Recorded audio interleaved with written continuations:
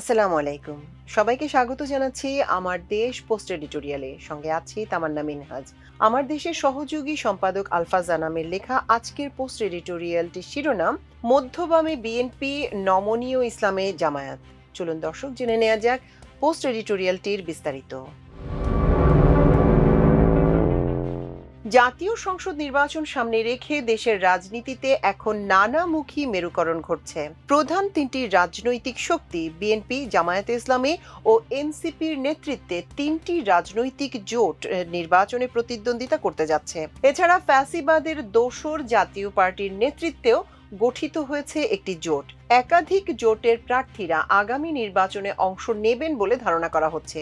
এসব জোট গঠনের পেছনে যে আওয়ামী রাজনীতি শূন্যতা পূরণের লক্ষ্যে কাজ চলছে তাতে কোনো সন্দেহ নেই। তবে গত কয়েক মাসে যে কটি নির্বাচনী জরিপ প্রকাশ হয়েছে তাতে আওয়ামী লীগের প্রতি জনসমর্থন 10% কাছাকাছি উঠে এসেছে।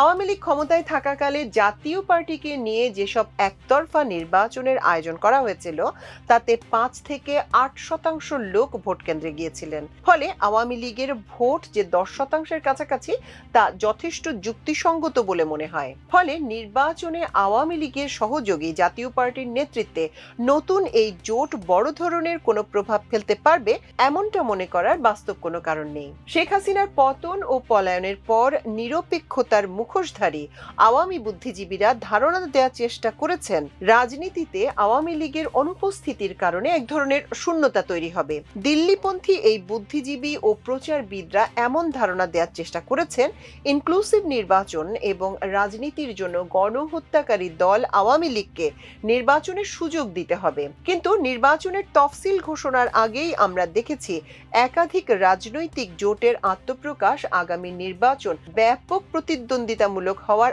আভাস দিচ্ছে। দেশের প্রধান রাজনৈতিক শক্তি হিসেবে আবির্ভূত হয়েছে জাতীয়তাবাদী দল বিএনপি এবং জামায়াত ইসলামী।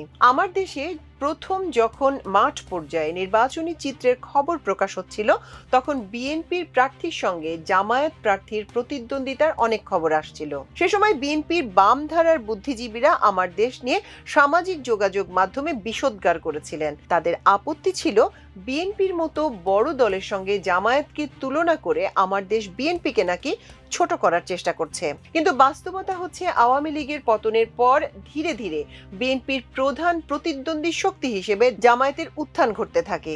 বিএনপি প্রথম দিকে বিষয়টি তেমন গুরুত্ব দেয়নি। আমার দেশ তখন মাঠের প্রকৃত চিত্রই বস্তুনিষ্ঠভাবে তুলে ধরেছিল। বিএনপির উপর সওয়ার হওয়া বাম ধারার এই বুদ্ধিজীবীদের পরামর্শ ছিল জামায়াত নয় বরং জাতীয় পার্টি হতে পারে প্রধান বিরোধী দল। এখন অবশ্য তৃতীয় ধারার রাজনৈতিক শক্তি হিসেবে এনসিপি সামনে আসার চেষ্টা করছে।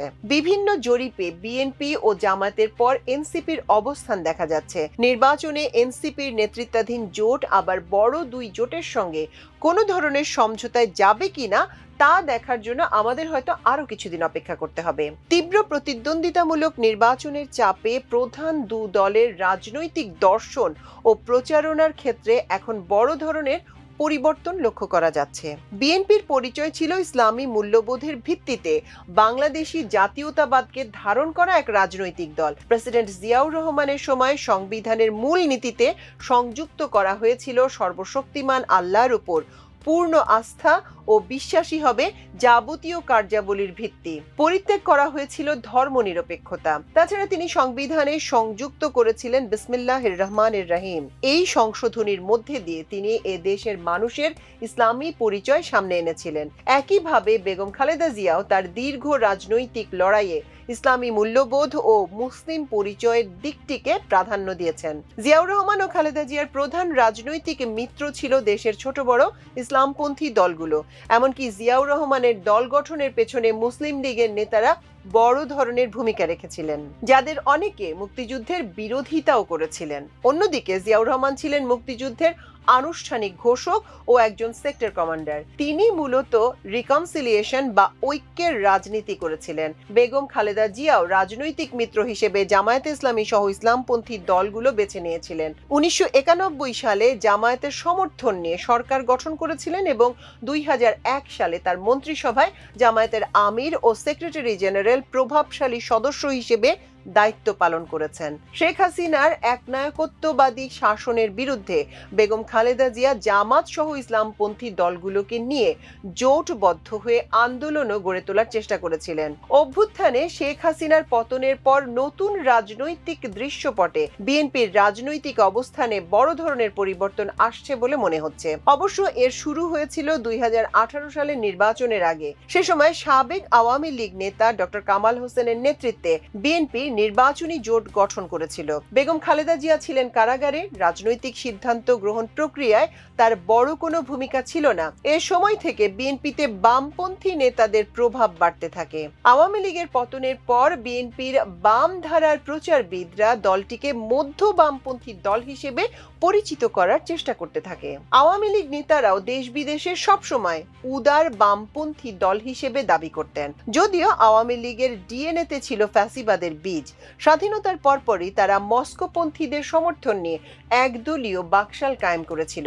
গণ অভ্যুত্থানে আওয়ামী লীগের পতনের পর যে রাজনৈতিক শূন্যতা তৈরি হয়েছে, তাতে বিএনপি ইসলামী মূল্যবোধের রাজনীতির চেয়ে ধর্মনিরপেক্ষ মধ্য বামের রাজনীতি বেছে নিয়েছে বলে মনে হচ্ছে।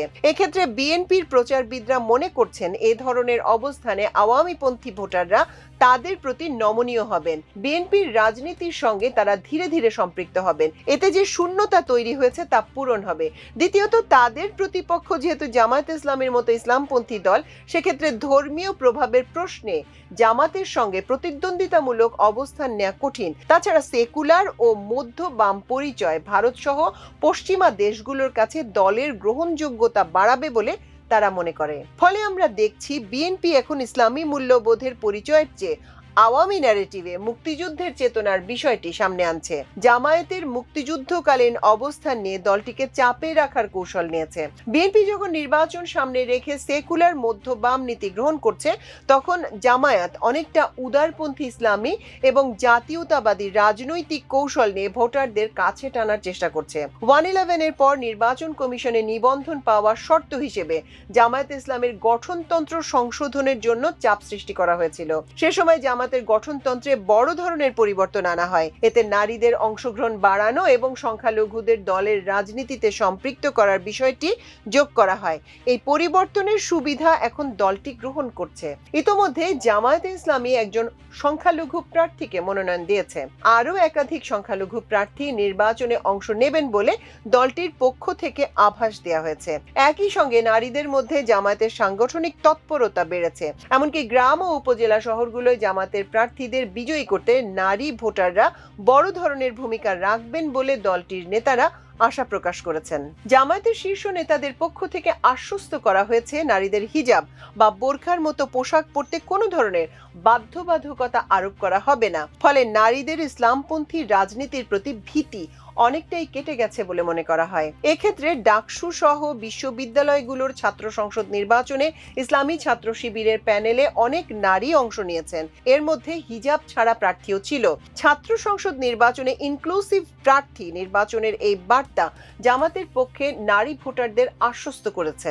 এছাড়া জামাতের প্রচারণার অংশ হিসেবে নারীদের স্বাস্থ্য ও কর্মস্থলের সুরক্ষার বিষয়গুলো সামনে আনার চেষ্টা করা হচ্ছে। তবে নির্বাচনে জামায়াত নারী প্রার্থী দেবে কিনা তা এখনো স্পষ্ট করেনি। যদিও দলটি নারী প্রার্থী দেয়, তাহলে নারী ভোটারদের মধ্যে জামায়াত নিয়ে ভীতি অনেকটা কেটে যেতে পারে। পশ্চিমা ও ইউরোপীয় দেশগুলোর জামায়াতকে ইনক্লুসিভ রাজনীতির চেহারায় দেখতে চায়। সেক্ষেত্রে জামায়াত হয়তো ভালো বার্তা দিতে পারে। ইসলামপন্থী রাজনীতির এই উদারনৈতিক অবস্থান বিএনপির চিরাচরিত ভোট ব্যাংকের উপর বড় ধরনের প্রভাব ফেলছে। এছাড়া ভারতীয় আধিপত্যবাদের বিরুদ্ধে জামাতের পুরনো নীতি দলটি এখনো ধরে রেখেছে। অন্যদিকে বিএনপি এক্ষেত্রে কিছুটা নমনীয় নীতি গ্রহণ করেছে। মধ্য বামের কৌশল এক্ষেত্রে বিএনপির কণ্ঠে উচ্চকিত হতে দেবে না। স্বাভাবিকভাবে ভারত বিরোধী ভোট ব্যাংক বিএনপি নিয়ে দ্বিধাগ্রস্ত থাকবে। এই সুযোগ জামাত নেওয়ার চেষ্টা করবে। তবে দীর্ঘ সময় বিএনপির রাষ্ট্র পরিচালনার অভিজ্ঞতা ভোটের রাজনীতিতে প্রভাব ফেলতে পারে। বিএনপি ভোটারদের বার্তা দিতে পারবে তারাই শুধু দেশ পরিচালনায় সক্ষম। অন্যদিকে জামাতের রাষ্ট্র পরিচালনায় বড় কোনো অভিজ্ঞতা নেই। আমলাতন্ত্র, গণমাধ্যম, অলিগার্ক, ব্যবসায়ী, সুশীল সমাজের মধ্যে জামাতের রাজনৈতিক উত্থান নিয়ে ভয় ও শঙ্কা আছে। সেই শঙ্কা জামায়াতের নেতৃত্ব কাটিয়ে উঠতে পারবে কিনা তা নিশ্চিত নয়। তবে একথা নিশ্চিত করে বলা যায়, বিএনপি এখন আওয়ামী লীগের দাবি করা ধর্মনিরপেক্ষ মধ্যবামের রাজনীতির দিকে এগিয়ে যাচ্ছে। অন্যদিকে জামায়াতে ইসলামী মূল্যবোধের ভিত্তিতে উদারনৈতিক রাজনৈতিক কৌশল গ্রহণ করেছে। নতুন রাজনৈতিক দল এনসিপির সাফল্য নির্ভর করবে ইসলামী মূল্যবোধের ভিত্তিতে জাতীয়তাবাদী রাজনৈতিক দল হিসেবে হাজির করতে পারবে কিনা তার উপর। যদি এনসিপি বাম প্রভাবিত রাজনৈতিক দল হিসেবে পরিচিতি পায়, তাহলে এ দল সাধারণ মানুষকে ততটা আকৃষ্ট নাও করতে পারে। নির্বাচন সামনে রেখে রাজনৈতিক দলগুলোর এই আদর্শগত পরিবর্তনের ভালো দিক হচ্ছে, আওয়ামী লীগবিহীন যে শূন্যতা তৈরি হয়েছিল তা অনেকাংশে পূরণ হয়েছে। তবে ভোট যুদ্ধে পরিবর্তনের কৌশলে কোন দল বেশি লাভবান হবে তা দেখার জন্য আমাদের নির্বাচন পর্যন্ত অপেক্ষা করতে হবে। দর্শক, এই ছিল আমাদের আজকের উপসম্পাদকীয় আয়োজন। এতক্ষণ সঙ্গে থাকার জন্য অশেষ কৃতজ্ঞতা। আল্লাহ হাফেজ।